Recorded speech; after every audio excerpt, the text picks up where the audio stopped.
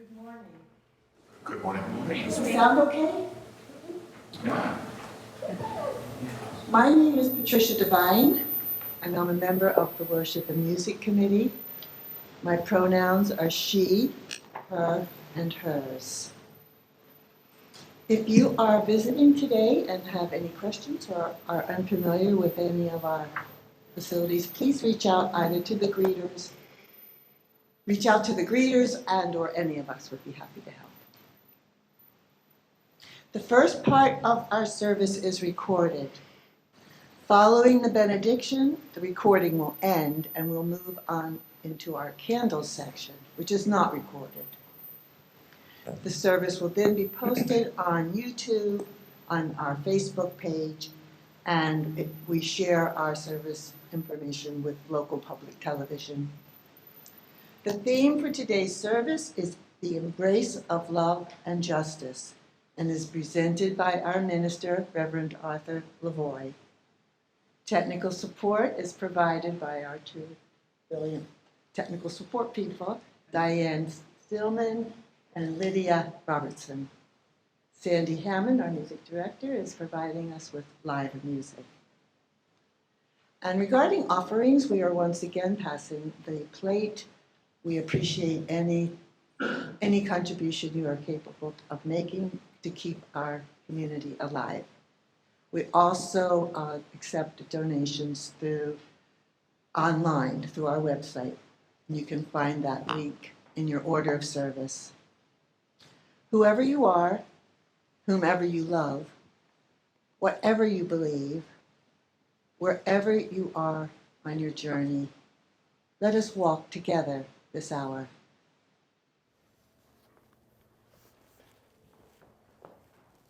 And good morning, I'm the Reverend Arthur Lavoie, and I'd like to offer a special welcome for anyone who's watching the service online, either through Facebook or through one of the local public access TV stations.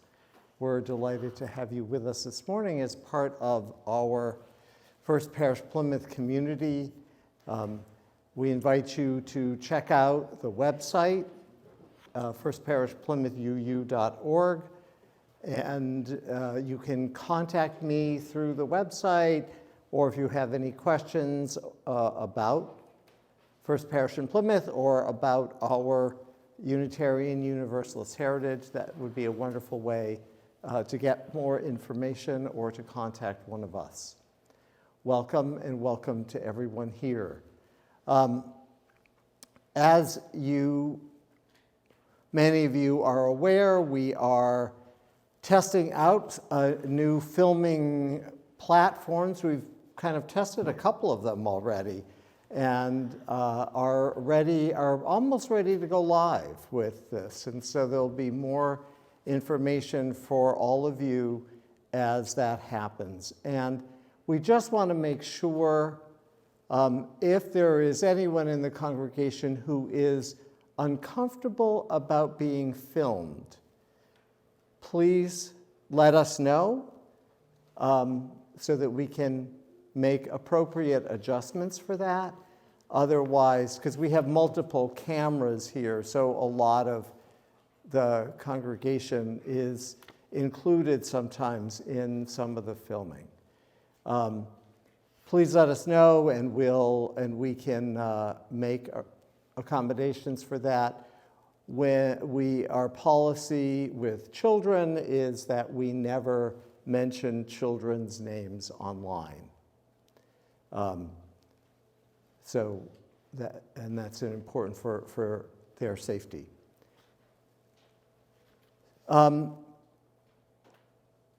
So that's in process, and we're very close to having that done. This morning's service is a multi-generational service. Our Director of Spiritual Development, Deb Keller-Wood, is on vacation, with it being school vacation week. So we don't have many children with us this morning, because of course a lot of the families are away as well, but that's how today's service has been designed. So thank you all for being here. Welcome to everyone, both present in person and those who are watching online. And we'll have the call to worship.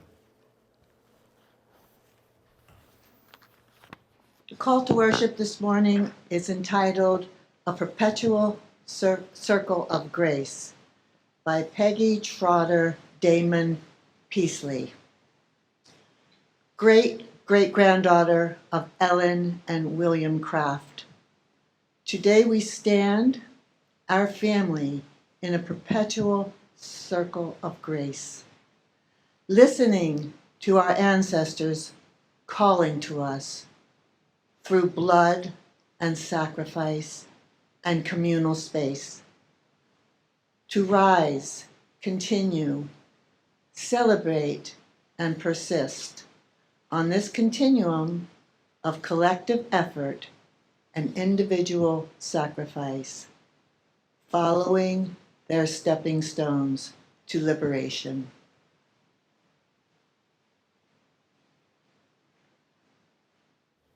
Our first hymn this morning is number 1018 in the Teal hymnal. And we would recommend that people wear masks while singing. We have some on the table over there if you like. It's not required, but we certainly would prefer that. So please rise as willing and able and join us in singing.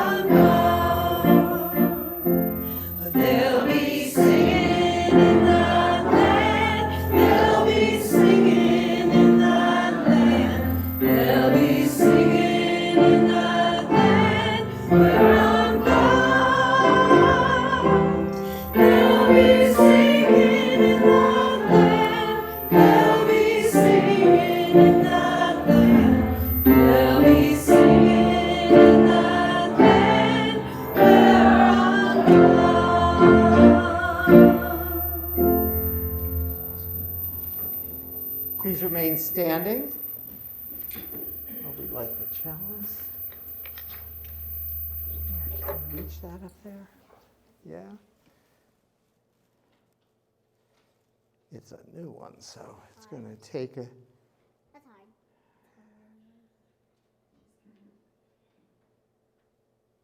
Oh.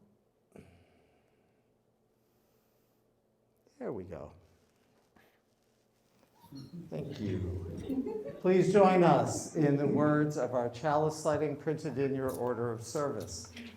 Love is the spirit of this church, and service is its law. This is our covenant, to dwell together in peace, to seek the truth in freedom, to speak the truth in love, and to help one another. Thank you. Please be seated.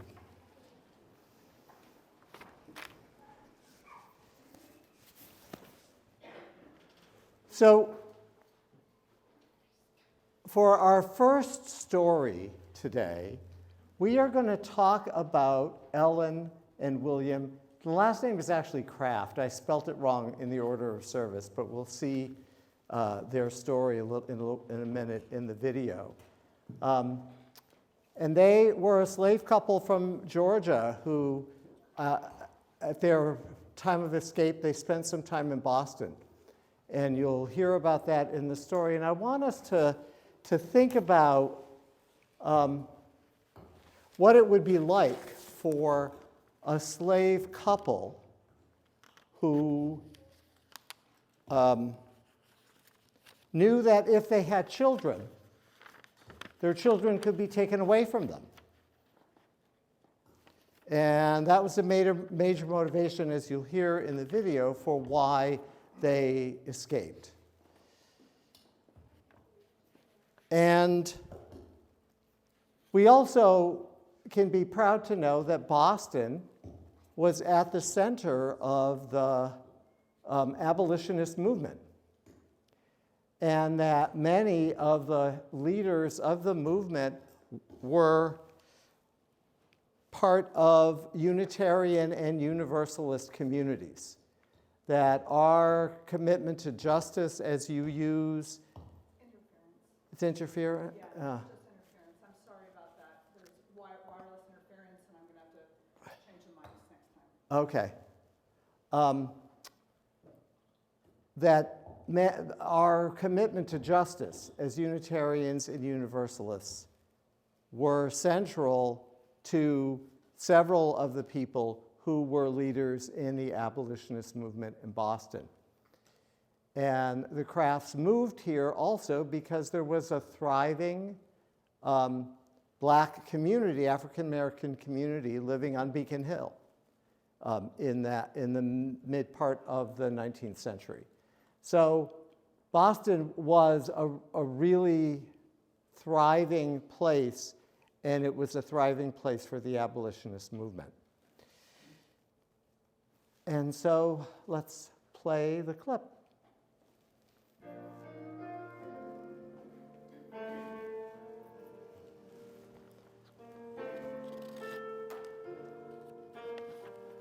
By the middle of the 19th century, the state of Georgia had more slaves than any other state in the lower South, well over 250,000. These slaves had no civil or legal rights.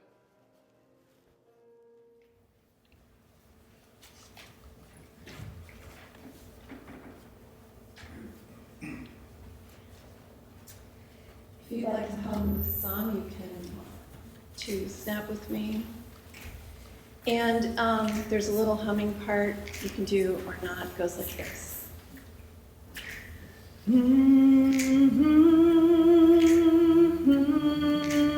That's it, over and over like that.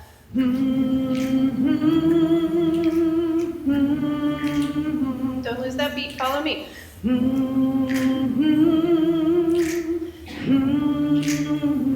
Keep going.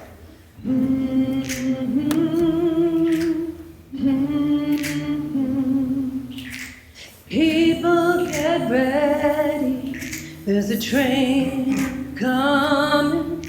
You don't need no baggage, you just get on board. All you need is faith, hear the diesel humming. You don't need no ticket, you just thank the Lord, yeah.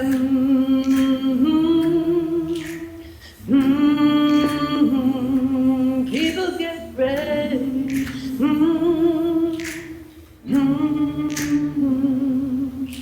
So people get ready for the train to Jordan, picking up passengers from coast to coast. Faith is the key, open the doors and boredom. There's room for all of more than those loved the most, yeah. Let me hear that humming. Little louder.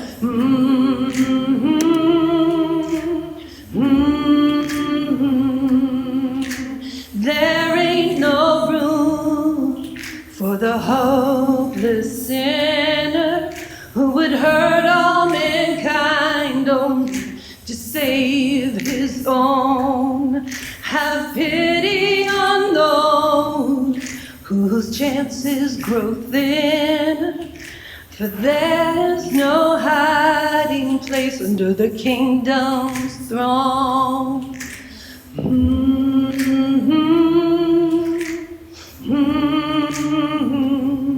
People get ready. People get ready.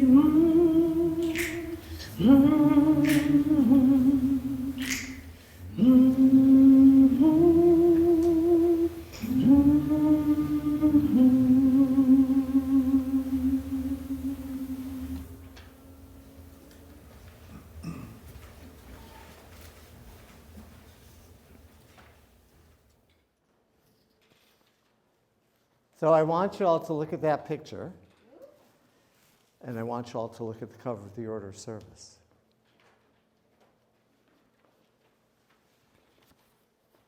Because that monument that we're going to see a clip about is based on this photograph of Dr. Martin Luther King Jr. and Coretta Scott King.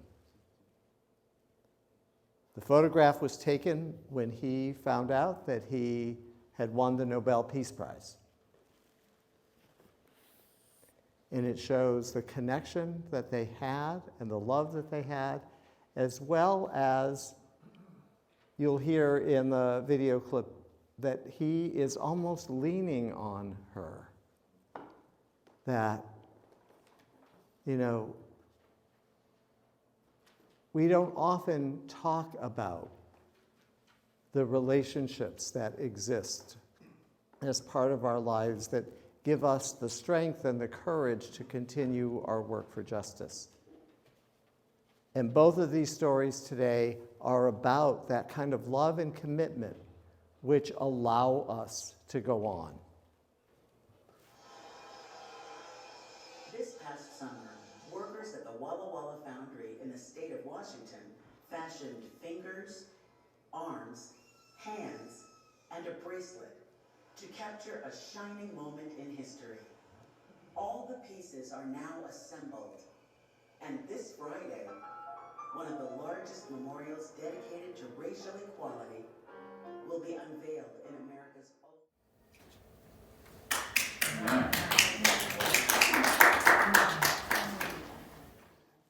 So, since our liturgical theme for the month of February, come on in.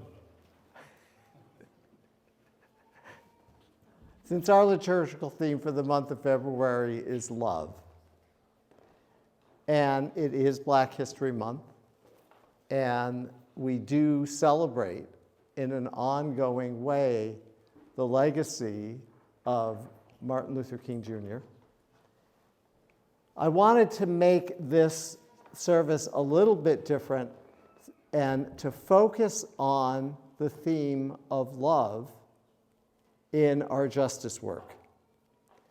That we do things for other people, not because we feel guilty. I hope it's not because we feel guilty, but because we care enough about them, because there is this love within us that reaches out beyond who we are. We care about the war in Ukraine. We care about victims of floods and hurricanes and natural disasters.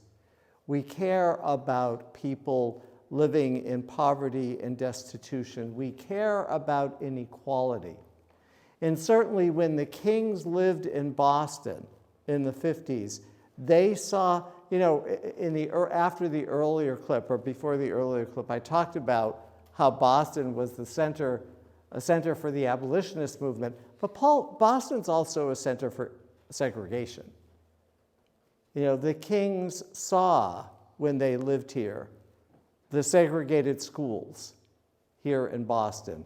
They saw the difficulties of people living in Roxbury and the struggles of the African American community that existed in Boston at the time. And some of that still persists. They saw the racism that existed in Boston. So Boston is a double-edged sword sometimes. We do some leadership stuff, but we also, it takes us a while as Northerners to deal with our internalized racism, homophobia, sexism. It takes us a while to kind of get at the root to all of that and to deal with it more effectively. And that's why how we embrace our work for justice and our commitment to justice is so important, because it is about love. Love transforms and changes us. Hi, Aubrey.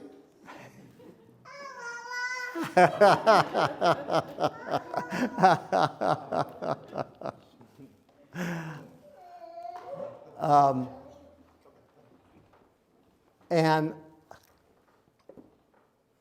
that commitment that we have to that transformation comes from that place within us that knows that if we work for love and justice, that we are, the benefits to us, the gifts that we get back are just as important as the work that we do. And so we celebrate that legacy, our own commitment to justice, and some of the folks who have led us on this journey, some of the folks who have inspired us, and who have given us the example of ways to be strong and committed in this, what I would call, holy work. Let us rise in body or in spirit and join in our closing hymn, which is "We Shall Overcome," one of Dr. King's favorites.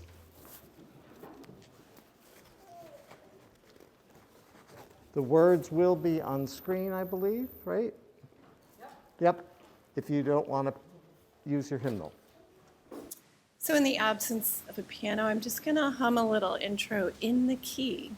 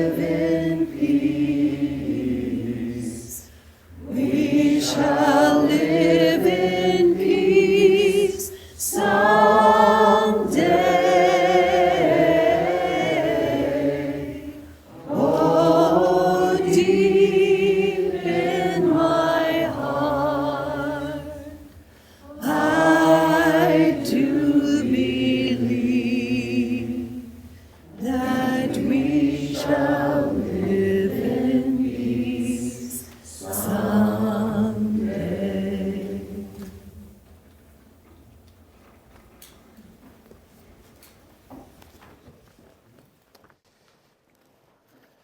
So I want us to think back a few years before the last presidential election. There were many of us who participated in the standouts that were happening over on Coles Hill across from the Rock. And one of the most important things that many of us took away from that experience was the camaraderie and the connection with other people who were also out there demonstrating. That we met and talked to people we hadn't known before. And that has happened to me in every single kind of justice-related demonstration or event that I have been a part of. That one of the big takeaways is the connection that we all have together in that work. And that is another symbol of the love that we all carry that becomes part of our commitment to justice. And so let us remember those times, the sense of community, that any of the work that we do and the commitment that we make, we are not alone. And we carry that with us always. Amen. Please be seated.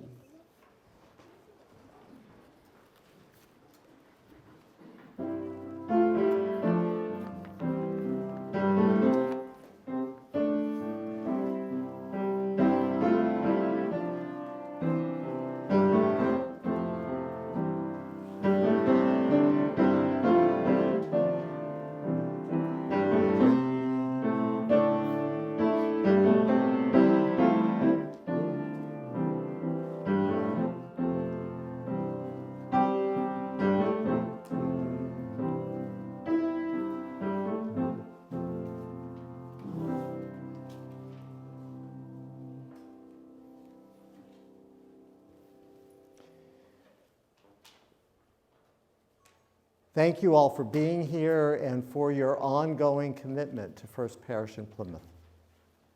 Part of that commitment is the financial offerings that we make to each other and to the church to support the ministry and the justice work and everything that we do to make this a thriving congregation. The tech, the all new tech things that we are learning and trying and figuring out. And so your offerings for the work and mission and ministry of this church will now be gratefully received.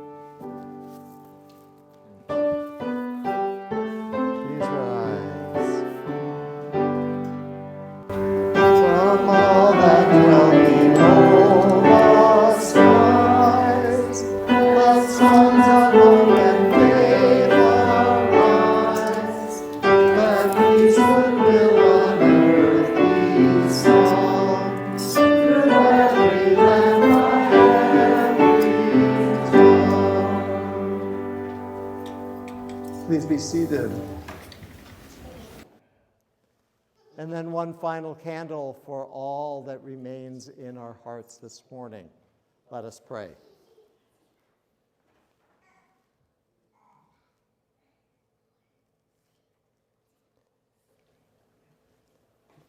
There are many passages in the Bible, especially in the Hebrew Scriptures and in other religious texts, about calling upon the divine to stand with us for justice. And about the justice of all that is holy, the justice of God being part of our lives, raining down on us, helping, well, unfortunately, some of it is helping vanquish our enemies, but that's the kind of language that we don't use anymore. But there is that commitment to justice, to fight oppression. In the Hebrew Scriptures, it clearly, very clearly states that to take care of widows and orphans and anyone who doesn't have there wasn't any Social Security, any disability at that time. So if you lose your wage earner, you got nothing.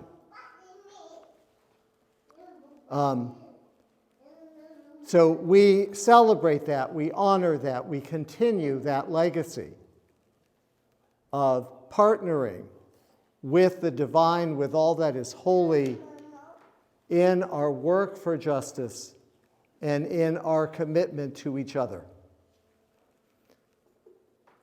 And we celebrate that today with the time, actually first time for silent meditation, and then we will sing. Okay.